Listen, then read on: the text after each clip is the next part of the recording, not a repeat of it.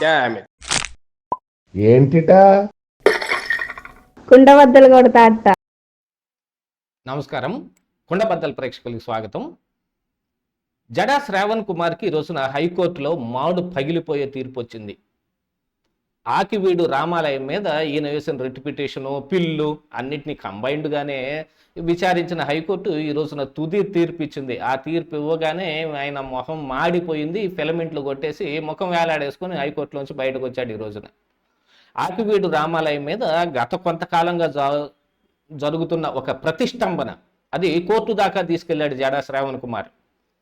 దానికి పర్మిషన్ రాకముందు అక్కడ రామాలయం నిర్మించడానికి పర్మిషన్ లేదు అని ఒకసారి హైకోర్టుకి వెళ్తే పర్మిషన్తో కట్టమని హైకోర్టు ఇచ్చింది. దాని తర్వాత కలెక్టరు అక్కడ రామాలయం నిర్మించడానికి పర్మిషన్ ఇచ్చాడు.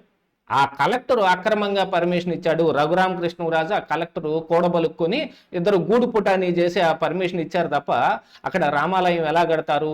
ఒకసారి పబ్లిక్ ప్లేస్ అని, ఇంకోసారి ప్రైవేట్ ప్లేస్ అని విచిత్రమైన వాదనలన్నీ చేసుకుంటూ అక్కడ అసలు రామాలయం కాదు ఉంది, గంగానమ్మ తల్లి అని వేరే ఏదో గ్రామదేవత గుడి ఉంది, అక్కడ ఈ రాములు వారి కొత్తగా వేరే ఒక గుడి ఎలా కడతారు అని చెప్పి ఒక పిటిషన్ తీసుకుని హైకోర్టు దాకా వెళ్తే ఈ రోజున కదా అసలు సంగతి బయటపడింది.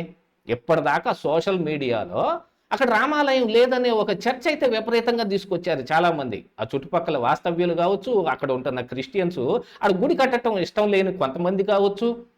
వీటన్నిటిని రఘురామకృష్ణరాజు మీద ఉన్న ద్వేషాన్ని ఇక్కడ రాముల వారి మీద కూడా చూపిస్తూ మరికొంతమంది మాట్లాడుతూ వెనక నుంచి వాళ్ళకి సపోర్ట్ ఇచ్చేవాళ్ళు, వీళ్ళందరూ చేసిన ప్రచారం ఇది. కాకపోతే 80 సంవత్సరాల నుంచే అక్కడ రామాలయమే ఉంది అని ఈ రోజున హైకోర్టులో ఆధారాలతో సహా వచ్చేటప్పటికి ఈ పిటిషన్లు మొత్తం కొట్టేశారు. అక్కడ దాదాపుగా రామాలయానికి నిర్మాణానికి గ్రీన్ సిగ్నల్ వచ్చినట్టే హైకోర్టులో. కాకపోతే మరి ఈ తీర్పు మీద సుప్రీంకోర్టుకి వెళ్ళి కూడా భంగపడకపోతే వీళ్ళకి వేసిన ముట్టికాయలు చాలవు. ఉత్తి చేతితోటి ముట్టికాయలు వేస్తే వీళ్ళకి ఆందు, ఉంగరాల చేతితోటి గట్టిగా మాడు బగిలేటట్టు ఇంకా గట్టిగా మొట్టితే అప్పుడు ఆంతుంది.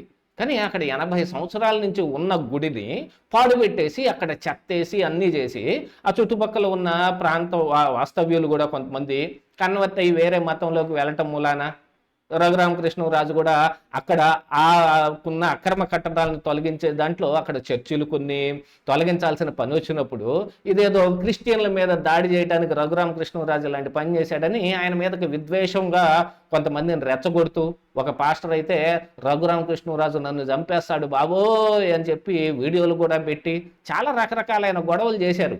తీరా చూస్తే అక్కడ 80 సంవత్సరాల నుంచి రామాలయం ఉందని, ఆ ఉన్న రామాలయాన్ని పాడుపెట్టేసి వీళ్ళు ఆడుతున్న ఒక నాటకం. మరి ఆ ప్రాంగణంలోనే ఆ గ్రామదేవత గుడి కూడా ఉందేమో, కాకపోతే అక్కడ రామాలయం ఉంది అనేది ఖచ్చితంగా కనపడతా ఉంది ఈ రోజున ఆధారాల ప్రకారంగా చూస్తుంటే. మరి అందుకే కలెక్టర్ కూడా పర్మిషన్ ఇచ్చాడు. ఆ ఇచ్చిన పర్మిషను ఇద్దరు కూడబలుక్కొని అన్యాయంగా పర్మిషన్ ఇచ్చాడు కలెక్టర్ అని చెప్పి కోర్టు దాకా తీసుకెళ్లారు. ఒకసారి రిట్ పిటిషన్ వేసుకొని వెళ్తారు, మరొకసారి PIL పబ్లిక్ ఇంట్రెస్ట్ లిటిగేషన్ అని. ఇప్పుడు గుడి కడితే అందులో పబ్లిక్ ఇంట్రెస్ట్ ఏమిటో, కాకపోతే అందులో ప్రైవేట్ ల్యాండు, పబ్లిక్ ల్యాండు అనే ఒక వివాదాస్పదమైన వ్యాఖ్యలన్నీ కూడా చేస్తూ ఉంటారు. ఇందులో ఇట్లాంటి వాటిలో జడా శ్రావణ్ కుమార్ చాలా సిద్ధహస్తులాగా కనపడతా ఉన్నాడు. నిత్యం ఈ కూటమి ప్రభుత్వం మీద విషం జమ్మటానికి జగన్మోహన్ రెడ్డి మళ్ళీ ఖచ్చితంగా సీఎం అవుతాడు, ఆ రోజున చూపిస్తా చూడు నా తడాక. మరి ఈయనేమో కొత్తగా వేరే పార్టీ పెట్టుకొని మేము మా పార్టీ మా దళితుల్ని మేము అభివృద్ధి చేయడానికి ఈ పార్టీ పెట్టానని చెబుతుంటాడు. జగన్మోహన్ రెడ్డి సీఎం అవ్వాలని కోరుకుంటాడు. మరి ఆ జగన్మోహన్ రెడ్డి దళితుల మీద దాడి చేస్తున్న సమయంలో ఈయన గొంతుకుని వినిపించినా మరి ఆ దాడి చేసిన అదే జగన్మోహన్ రెడ్డితోటి ఈయన ఎలా కలిసిపోతాడు ఈ రోజున? కాకపోతే ఇందులో అంతా రాజకీయం, డ్రామా, ఇక అండర్ కరెంట్గా వాళ్ళకున్న కొన్ని అంతర్గత ఉద్దేశాలు ఇవన్నీ ఉంటాయి. దీంతో పాటుగా ఒక సస్పెండ్ అయిన IPS officer PV Sunil Kumar కూడా అంబేద్కర్ మిషన్ ద్వారా కూడా రఘురామకృష్ణరాజు మీద ద్వేషం పెరిగేటట్టు చేయటానికి ఆయన మీద వ్యాఖ్యలు చేస్తూ ఆ రోజున శ్రీరామనవమి రోజున ఆ రాముల వారి గుడిలో రఘురామకృష్ణరాజు పూజలు చేయడానికి వెళ్తా ఉంటే, రాముల వారికి దండ వేయటానికి వెళ్తా ఉంటే ఆ చుట్టుపక్కల పెద్దపేటలో ఉన్న కొంతమంది వీళ్ళందరినీ పోగు చేసుకుని తీసుకొచ్చి మరి RRR కాన్వాయ్ మీద దాడి చేపించారు.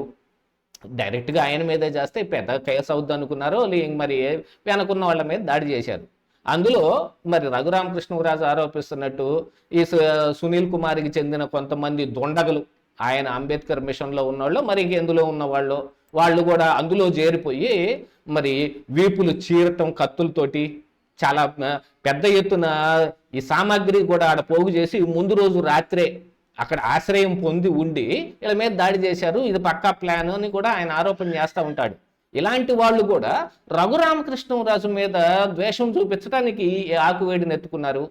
మరి అక్కడ ఉన్న గుడిని పూర్తిగా చదును చేసేసి కొత్తగా ఒక మోడల్లో రామాలయం, అయోధ్యలో ఉన్న రామాలయం మోడల్లోనే ఆడ గుడి కట్టాలనేది. దాదాపుగా అంతే కడతారు కదా. వెంకటేశ్వర స్వామి గుడి తిరుపతి మోడల్లోనే అందరూ కట్టే ప్రయత్నం చేస్తారు ఎక్కడ కట్టినా. అదే ఇప్పుడు అయోధ్యలో ఉన్న మోడల్లోనే ఇప్పుడు రామాలయం కట్టడానికి ఈయన ఒక డిజైన్ కూడా చేపించి మొత్తం చదువును చేపిస్తే కోర్టుకు వెళ్ళిపోయారు. కోర్టుకు వెళ్ళి ఆ కోర్టులో ఉన్న సమయంలోనే తీర్పు ఏం వస్తుందో అనేది కూడా చూసుకోకుండా, ఎదురుగా వాళ్ళు సమర్పించిన ఆధారాలను కూడా పూర్తిగా చదువుకోకుండా, వీళ్ళకు కూడా కాపీ ఇస్తారు కదా, వాటిని కూడా చూసుకోకుండా ప్రతిరోజు ప్రెస్ మీట్ పెట్టడం, ప్రగల్భాలు పలకటం, ఇదిగో అది చేసేస్తాం, అదిగో ఇది పొడి చేస్తాం అని. ఇక పనిలో పనిగా పవన్ కళ్యాణ్ని, చంద్రబాబు నాయుడిని, లోకేష్ని అందరినీ విమర్శించటం. ఈయనైతే చాలా హార్ష్ కామెంట్స్ కూడా చేస్తుంటాడు. మరి జగన్మోహన్ రెడ్డి ఎక్కడున్నాడు అనేది చూసుకోడు. ఆయన తాడేపల్లిలో ఒకరోజే ఉండేది, మిగతాది మొత్తం బెంగళూరులో ఉంటాడు. అలాంటిది మరి చంద్రబాబు నాయుడు, పవన్ కళ్యాణ్ మీరు ఎక్కడో హైదరాబాద్లో ఉన్న మాదాపూర్లో ఉండటం కాదు, రాండి ఆంధ్రప్రదేశ్ అంటాడు. మరి ఈయన ఎవరికైతే వత్తాసు పలుకుతున్నాడో ఆ జగన్మోహన్ రెడ్డి ఏమో బెంగళూరులో యలహంక ప్యాలెస్లో ఉంటాడు. చంద్రబాబు నాయుడిని, పవన్ కళ్యాణ్ మాత్రం ఈయన విమర్శిస్తుంటాడు. ప్రతి దాంట్లోనూ తగుదనమ్మా అని దూరటం, అందులో బాగా గట్టిగా దెబ్బతిని రావటం. ఎక్కడో జరిగిన ఒక కార్యకర్త అని పేరు చెప్పి, టీడీపీ కార్యకర్త అని పేరు చెప్పి ఆవిడకి అక్కడ టీడీపీలో ఉన్న పెద్ద నాయకుడు ఎవరో డబ్బు తీసుకుని మోసం చేశాడు, టికెట్ ఇప్పిస్తానని చెప్పి ఒకరోజు ప్రెస్ మీట్ పెడతాడు. మరి ఆ విషయమై కోర్టుకు వెళ్ళలేదు, ఏం జరిగిందో కూడా తెలియదు. ఈ జడా శ్రావణ్ కుమార్ కూడా మీకు కేసులు వాదిస్తాను, మీ కేసులు వాదించడానికి నాకు అంత ఖర్చు అవుతుంది, ఎంత ఖర్చు అవుతుందని డబ్బులు తీసుకుని వాళ్ళని మోసం చేశాడని కొన్ని కేసులు కూడా ఎక్స్ట్రా కూడా ఉన్నాయి. దాదాపుగా జడా శ్రావణ్ని అరెస్టు చేసే అవకాశాలు అయితే తక్కువగా ఉన్నప్పటికీ కేసులు అయితే ముందుకు నడవాల్సిన పరిస్థితి ఉంది కదా. కానీ ఈయన ప్రతి దాంట్లో ఏలు పెడతాడు. గతంలో జగన్మోహన్ రెడ్డి అధికారంలో ఉన్న సమయంలో ఇలాంటి కార్యక్రమాలు ఏం చెప్పట్లా. దానికి ముందు చంద్రబాబు నాయుడు అధికారంలో ఉన్నప్పుడు ఇలాగనే కోర్టులు, కేసులు అని చెప్పి తిరుగుతూ ఉంటాడు. అసలు ఏమేం చంద్రబాబు నాయుడు బెయిల్ క్యాన్సిల్ చేపించేసేయాలని, చంద్రబాబు నాయుడు ఇప్పుడు ఈ కేసులు ఎత్తేసుకుంటున్నాడు, తన మీద ఉన్న కేసులన్నింటినీ అన్యాయంగా సిఐడి చేత ఎత్తేపించుకుంటున్నాడని మరొక పిటిషన్ తీసుకొని బయలుదేరటం, ఇలాంటి వాటన్నిటిలోనూ పదే పదే పదే పదే మాడు పగులుతూ ఉన్నా మళ్ళీ అదే పని చేస్తూ ఉంటాడు. ఈరోజు హైకోర్టు అయితే గ్రీన్ సిగ్నల్ ఇచ్చింది రామాలయం కట్టుకోవడానికి. మరి సునీల్ కుమారో, జడా శ్రావణ్ కుమారో, ఇంకా విజయ్ కుమారో, వీళ్ళు ఎవరో కొంతమంది ఉన్నారు కదా, వాళ్ళందరూ ఏం చేస్తారనేది, ఫర్దర్గా ఏం స్టెప్ తీసుకుంటారనేది చూడాల్సి ఉంది. ఇదే ఈరోజు కుండబద్దలు.